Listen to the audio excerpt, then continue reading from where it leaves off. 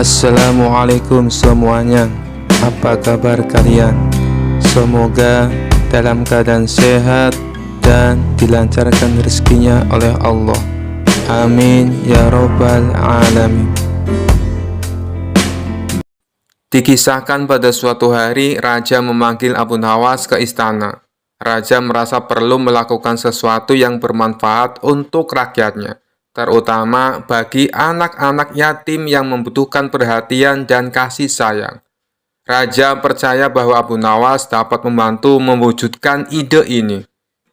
Abu Nawas, aku ingin mengadakan kegiatan santunan untuk anak-anak yatim di kerajaan kita. Aku ingin mereka merasa dihargai dan dicintai. Apa yang harus kita lakukan untuk membuat acara ini berkesan? Tanya Baginda Raja. Abu Nawas tersenyum dan berkata, Baginda, itu adalah niat yang sangat mulia.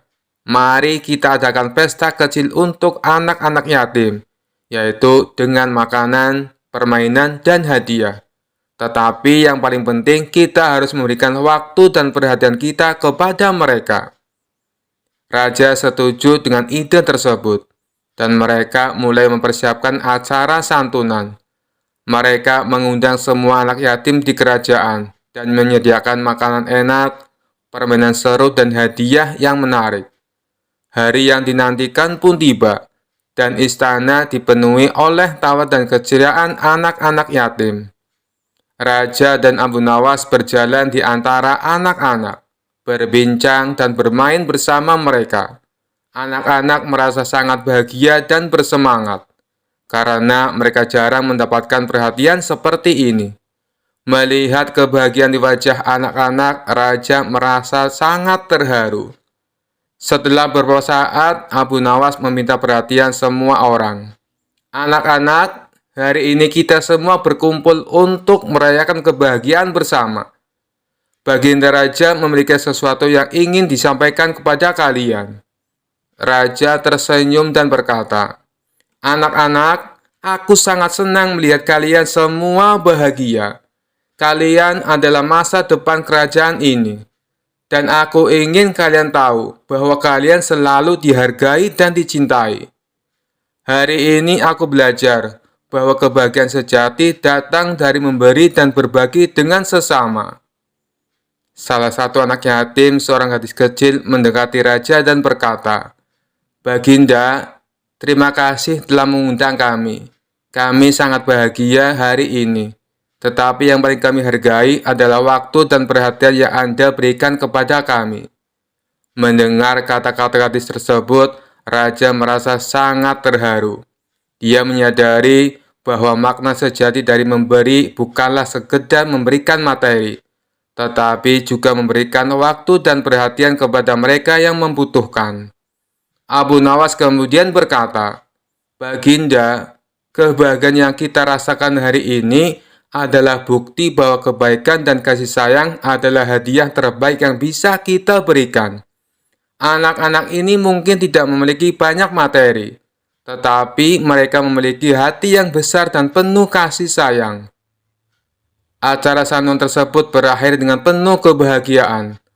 Anak-anak pulang dengan hati yang gembira dan penuh harapan.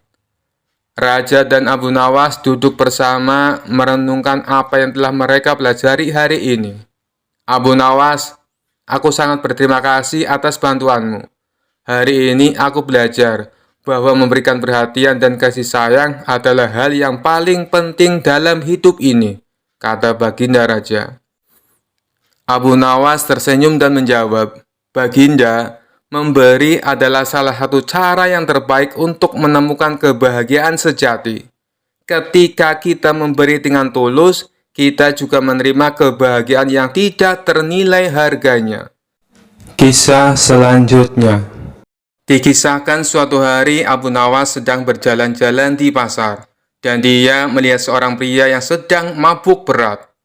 Pria itu bersikeras bahwa dia adalah manusia terpintar di dunia, setelah meneguk segelas besar minuman keras. Tentu saja Abu Nawas yang telah siap untuk tantangan tidak bisa melewatkannya begitu saja. Dia mendekati pria itu dan berkata, Hei saudara, Apakah Anda tahu bahwa ada debat hebat yang sedang terjadi di pasar hari ini? Pria mabuk itu yang merasa begitu yakin dengan kecerdasannya setelah beberapa teguk minuman dengan cepat menanggapi, "Saya adalah manusia paling cerdas di dunia. Saya bisa membantah siapapun." Abu Nawas hanya mengangguk-angguk. "Baiklah, mari kita mulai debatnya. Pertanyaannya adalah, apakah lebih baik memiliki pengetahuan atau uang?" Pria mabuk itu dengan cepat menjawab, "Tentu saja uang. Dengan uang saya bisa mendapatkan segala sesuatu yang saya inginkan." Abu Nawas tersenyum sambil mengangguk. "Sangat masuk akal. Sekarang, apakah Anda bersedia bertaruh uang Anda dalam debat ini?" Pria mabuk itu yang semakin yakin dengan dirinya sendiri mengangguk dengan antusias. "Tentu saja, saya tidak akan keberatan kehilangan sedikit uang untuk membuktikan kecerdasan saya." Abu Nawas tersenyum dan berkata, "Baiklah, saya akan bertanya lagi. Apa yang Anda akan lakukan jika Anda memiliki pengetahuan tapi tidak memiliki uang?" Pria mabuk itu berpikir sebentar, lalu dengan percaya diri menjawab, "Oh, itu mudah. Saya akan menggunakan pengetahuan saya untuk mendapatkan uang." Abu Nawas hanya tertawa, "Tapi bagaimana Anda akan mendapatkan uang jika tidak memiliki pengetahuan?" Pria mabuk itu terdiam, tidak bisa menemukan jawaban yang tepat. Sementara itu, orang-orang di sekitar mereka semua tertawa melihat pertunjukan lucu ini. Akhirnya, pria mabuk itu menyadari bahwa dia telah kalah dalam debat melawan Abu Nawas, seorang ahli dalam memutarbalikkan kata-kata. Dengan malu, dia mengakui kekalahannya sambil berjanji untuk tidak lagi bertengkar dengan orang pintar ketika dia dalam keadaan mabuk. Kisah selanjutnya dikisahkan seorang ahli yoga dan pendeta bersekongkol untuk mengerjai dan menggoyahkan iman Abu Nawas. Di suatu hari, mereka berangkat menuju rumah Abu Nawas. Setibanya di sana, mereka melihat Abu Nawas sedang melakukan sholat duha.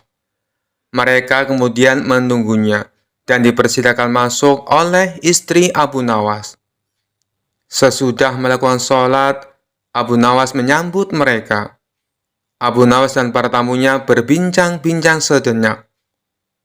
"Kedatangan kami ke sini sebenarnya ingin mengajak engkau melakukan pengembaraan suci. Kalau engkau tidak keberatan, bergabunglah bersama kami," ajak ahli yoga. "Wah, dengan senang hati. Kapan waktunya?" tanya Abu Nawas polos. "Besok pagi," kata si pendeta. "Baiklah kalau begitu. Kita bertemu besok pagi," kata Abu Nawas menyanggupi. Keesokan harinya mereka berangkat bersama. Abu Nawas mengenakan jubah seorang sufi, ahli yoga dan pendeta memakai seragam keagamaan mereka masing-masing. Karena tidak membawa bekal, di tengah-tengah perjalanan mereka merasa lapar. "Hai Abu Nawas, bagaimana kalau engkau saja yang mengumpulkan derma untuk membeli makanan bagi kami bertiga? Karena kami akan mengadakan kebaktian," kata si pendeta. Tanpa banyak bicara, Abu Nawas berangkat mencari dan mengumpulkan derma dari satu desa ke desa lainnya. Setelah derma terkumpul, Abu Nawas langsung memberikan makanan yang cukup untuk 3 porsi orang. Akhirnya Abu Nawas kembali ke pendeta dan ahli yoga dengan membawa makanan. Karena tak sanggup menahan rasa lapar, Abu Nawas pun berkata, "Mari segera kita bagi makanan ini sekarang juga."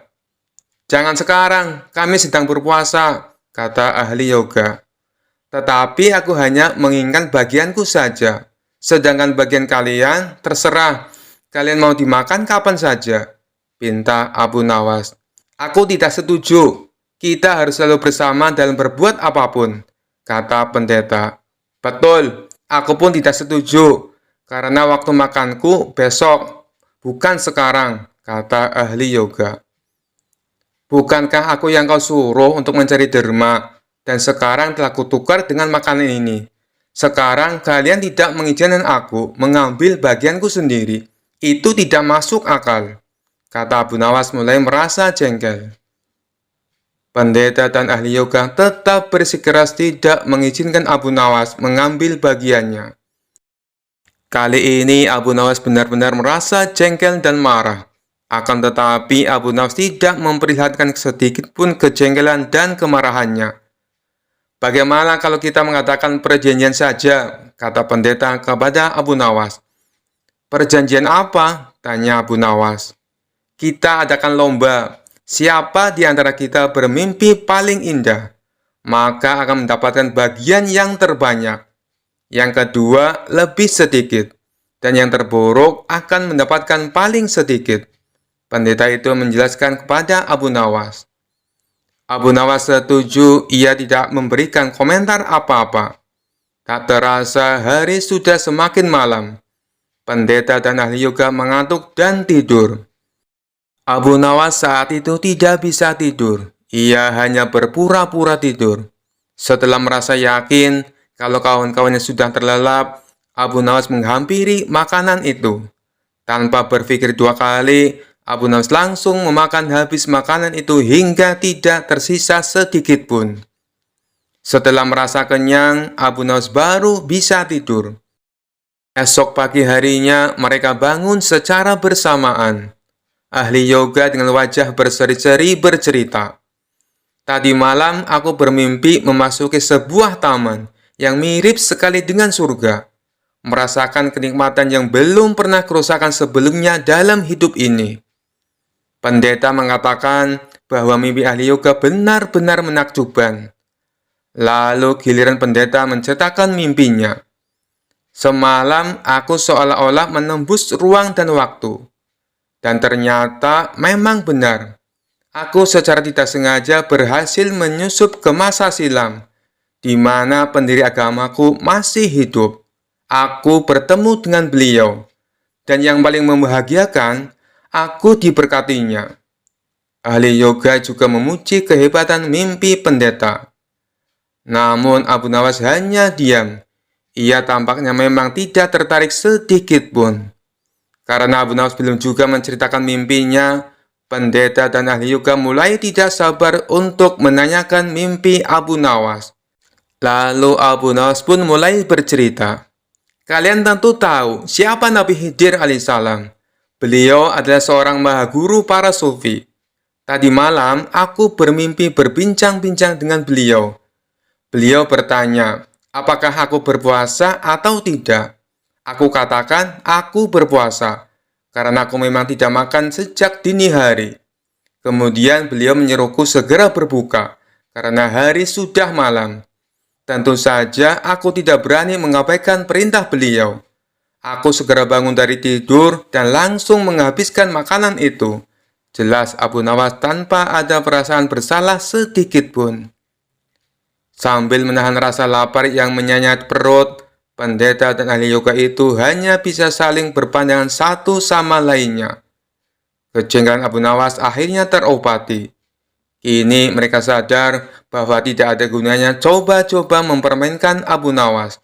Pasti hanya akan mendapatkan celaka sendiri. Sudah cukup lama Abu Nawas tidak pernah dipanggil lagi oleh Baginda Raja ke istana.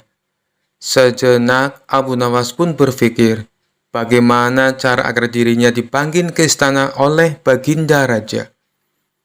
Hal ini bukan karena Abu Nawas kangen dengan Baginda Raja, tetapi karena pundi-pundi penghasilnya sudah mulai kosong. Sebab hadiah dari Baginda Raja sudah tidak pernah lagi ia terima selama ini. Kondisi rumah tangga yang demikian tentu tidak boleh dibiarkan begitu saja, pikir Abu Nawas. Sehingga Abu Nawas pun mulai mencari berbagai cara agar dipanggil ke istana oleh Baginda Raja. Lama berpikir, tiba-tiba hujan turun yang begitu derasnya, sehingga Abu Nawas berlari ke dalam rumahnya. Dalam keadaan yang basah kuyup, Abu Nawas berpikir, bukankah hujan adalah rahmat? Kenapa aku harus lari menghindarinya? Dari situlah Abu Nawas mendapatkan ide agar dipanggil Baginda Raja ke istana. Maka keesokan harinya, Abu Nawas langsung menjalankan aksinya supaya bisa segera dipanggil oleh Baginda Raja. Abu Nawas pergi ke pasar dan berdiri di tengah-tengah keramaian, lalu berkata seperti orang yang beraliran sesat, "Wahai umat manusia, saya Abu Nawas adalah orang yang sangat membenci pada yang hak dan suka kepada yang fitnah. Dan saya adalah orang yang lebih kaya dibandingkan Allah," ujar Abu Nawas berkali-kali. Padahal selama ini Abu Nawas dikenal sebagai orang alim yang taat, sehingga banyak warga yang heran dengan sikapnya tersebut. Dia memang gemar bersikap jenaka, hanya saja leluconnya tidak pernah ngawur seperti sekarang. Akhirnya warga yang merasa tidak suka mendengar perkataan Abu Nawas, maka ulah Abu Nawas tersebut langsung diadukan ke Baginda Raja. Mendengar pengaduan para warga, Baginda Raja pun menjadi geram dan memerintahkan prajurit untuk segera menangkap Abu Nawas. Setibanya Abu Nawas di istana, Baginda Raja langsung membentaknya dengan sangat keras dengan penuh amarah. "Kamu sudah murtad, Abu Nawas. Perkataanmu bukan lagi lelucon, dan ini tidak bisa lagi dibiarkan. Kamu harus masuk penjara," kata Baginda Raja kepada Abu Nawas. Kemudian Abu Nawas pun mempertanyakan kesalahannya kepada Baginda Raja. "Memangnya salah saya apa, Baginda Raja?" kata Abu Nawas pura-pura bertanya. "Bukankah tadi di pasar kamu mengatakan bahwa kamu tidak suka dengan yang hak atau kebenaran, malah kamu menyukai yang fitnah? Belum lagi kamu mengatakan kamu mengaku lebih kaya dari Allah. Kamu bilang begitu kan?" kata Baginda Raja sambil marah. Abu Nawas pun tidak banyak bicara, dia langsung mengakui perbuatannya tersebut. Kemudian Baginda Raja bertanya kembali, "Mengapa engkau berkata begitu? Sudah kafirkah engkau?" tanya Baginda Raja lagi.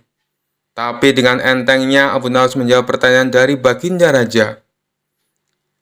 Saya kira Baginda Raja juga seperti saya. Baginda pasti membenci perkara yang hak," kata Abu Nawas. Kemudian sang raja pun menjadi tambah marah dan mengatakan Abu Nawas sangat kurang ajar. Selanjutnya, Abu Nawas menjelaskan maksud dari perkataannya tersebut. "Jangan marah dulu, wahai Paduka yang mulia. Dengarkan dulu keterangan saya," kata Abu Nawas. "Keterangan apa lagi yang ingin kau jelaskan? Sebagai seorang muslim, aku membela dan bukan membenci perkara yang hak. Kamu harus tahu itu," ujar Baginda Raja. Kemudian Abu Nawas mulai berkata sambil menjelaskan maksudnya kepada Baginda Raja. "Begini Paduka yang mulia, setiap ada orang yang membacakan talqin, saya selalu mendengar bahwa mati itu hak dan neraka itu hak. Nah, siapakah orangnya yang tidak membenci mati dan neraka yang hak itu? Tidakkah Baginda juga membencinya seperti aku?" kata Abu Nawas. Akhirnya Baginda Raja pun langsung terdiam ketika mendengar penjelasan itu dari Abu Nawas sembari berkata seperti ini. "Tapi bagaimana dengan pernyataanmu yang menyukai fitnah?" tanya Baginda lagi ingin tahu. Kemudian Abu Nawas kembali menjawab dengan jawaban yang membuat Baginda Raja terkejut. "Bukan hanya saya saja Baginda, tapi Baginda pasti juga menyukai fitnah," kata Abu Nawas. "Baginda barangkali lupa bahwa di dalam Al-Quran disebutkan, harta benda dan anak-anak kita adalah fitnah. Padahal Baginda juga menyenangi harta dan anak-anak, seperti halnya saya. Benar begitu Paduka yang mulia?" lanjut Abu Nawas. Baginda Raja pun hanya membenarkan perkataan Abu Nawas dan mengangguk-anggukkan kepalanya lagi.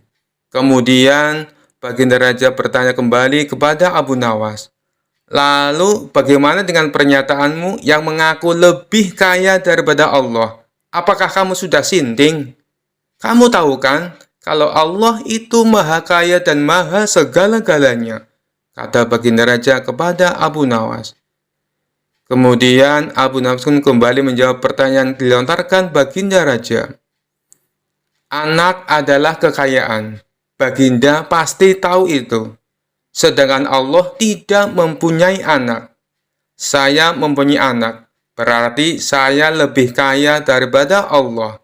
Karena Allah tidak beranak dan tidak diperanakan. Kata Abu Nawas menjelaskan kepada baginda raja. Baginda lagi-lagi hanya bisa terdiam. Sebab semua yang dikatakan oleh Abu Nawas memang benar adanya. Kamu memang benar, Abu Nawas. Tapi apa maksudmu berkata seperti itu di tengah pasar hingga membuat keonaran? Tanya baginda raja kepada Abu Nawas. Kemudian Abu Nawas pun menjawab tujuan dari perbuatannya tersebut di pasar. Tujuan saya adalah supaya ditangkap dan dihadapkan kepada yang mulia. Karena hanya inilah satu-satunya cara agar hamba bisa bertemu yang mulia. Ujar Abu Nawas. Kemudian baginda pun bertanya kepada Abu Nawas tentang tujuannya yang ingin menemui dirinya. Dan Abu Nawas pun menjawab dengan santainya. Agar mendapat hadiah, kata Abu Nawas cengengesan. Suasana yang tadinya tegang kemudian menjadi penuh gelak tawa. Dan baginda raja pun berkata seperti ini. Abu Nawas, ada-ada saja kamu, kata baginda raja. Baginda raja pun akhirnya sadar bahwa selama ini ia jarang mengundang Abu Nawas ke istana. Kemudian baginda raja pun memberikan Abu Nawas beberapa keping emas sambil berkata seperti ini. Kalau kamu butuh apa-apa, langsung saja datang ke sini. Bilang padaku apa yang kamu butuhkan. Tidak perlu pakai cara-cara seperti ini lagi, kata baginda raja. Kemudian Abu Nawas pun meminta maaf kepada baginda raja. Lalu pulang ke rumahnya sambil membawa hadiah dari baginda raja. Kisah selanjutnya. Suatu hari raja didatangi oleh orang miskin yang mengadukan suatu masalah. Apa masalahmu, Tuan? Cobalah ceritakan padaku, kata baginda raja. Nama saya Abu Sukun, orang miskin. Di sebelah rumah saya adalah orang kaya. Orang kaya itu menyuruh saya membayar uang, karena saya dituduh telah mencium bau makanannya tanpa izin. Bagaimana saya bisa menghindari bau makanannya, sementara rumahnya bersebelahan dengan rumah saya, tuanku, kata Abu Sukun. Apakah Anda sudah membawa kasus ini ke pengadilan? Tanya baginda raja. Sudah, tuanku.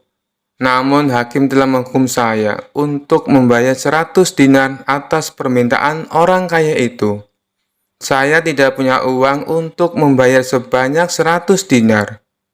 Orang miskin seperti saya, dari mana saya bisa mendapatkan uang sebanyak itu? Jawab Abu Sukun dengan sedih. Jika hakim telah mengambil keputusan, itu artinya kamu bersalah dan harus membayar dendanya, kata baginda raja. Tiba-tiba Abu Nawas berbisik kepada raja. Raja mengangguk tanda setuju dengan Abu Nawas. Besok saya akan pergi ke pengadilan untuk meminta masalah ini agar dibicarakan lagi, supaya mendapat keadilan, kata baginda raja. Sudahlah, aku akan membantumu.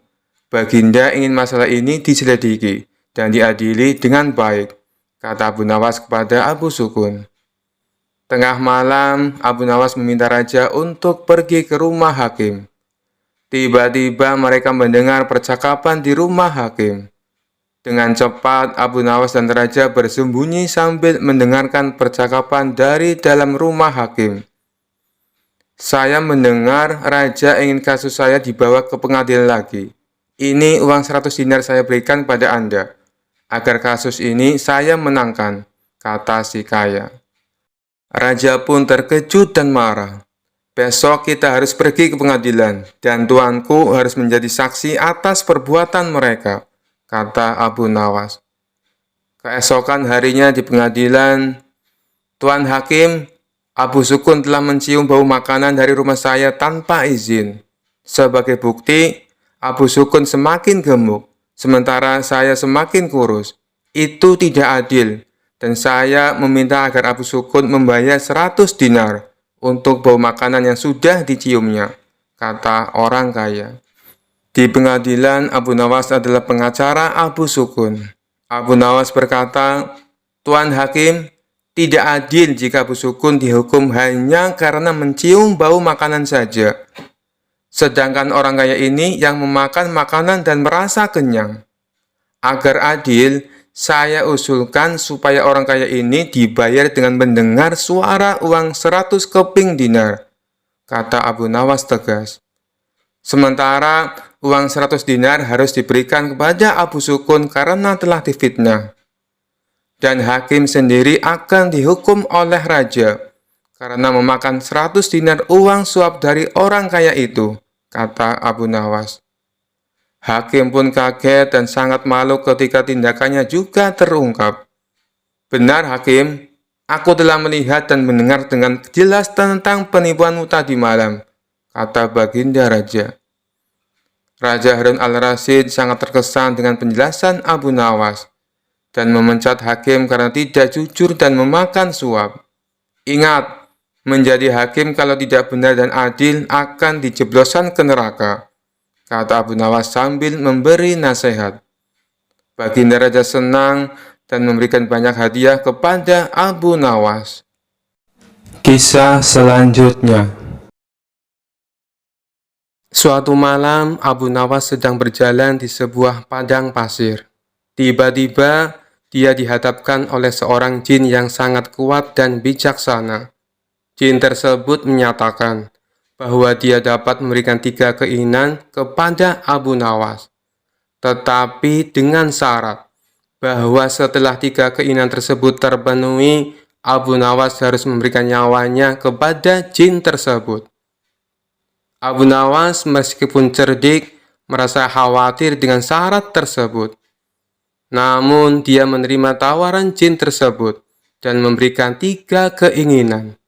Keinginan pertama, Abu Nawas adalah memiliki kekuasaan yang setara dengan raja.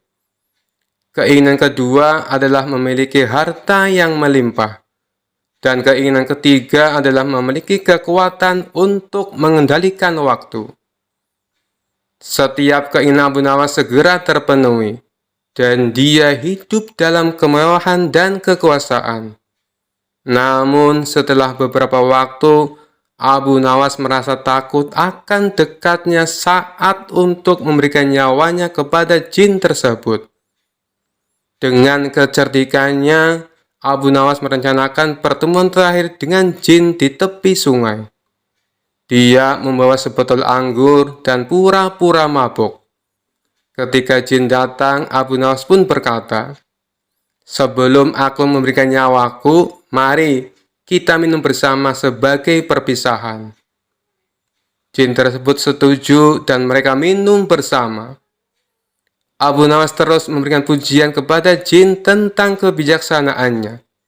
Jin yang merasa senang dengan pujian tersebut akhirnya jatuh mabuk. Saat jin tertidur, Abu Nawas mengikatnya dengan rantai yang sebelumnya disiapkan. Ketika jin sadar, dia menyadari bahwa dia telah tertipu. Abu Nawas dengan cepat mengucapkan 3 kalimat bismillah dan menyuruh jin kembali ke tempat asalnya. Dengan kecerdikan Abu Nawas, dia berhasil melepaskan diri dari perjanjian berbahaya dengan jin dan memenangkan pertarungan tanpa kehilangan nyawanya. Sekian dulu perjumpaan kita kali ini. Sampai bertemu lagi di kisah-kisah selanjutnya. Terima kasih yang sudah subscribe dan setia menonton channel ini. Wassalamualaikum warahmatullahi wabarakatuh.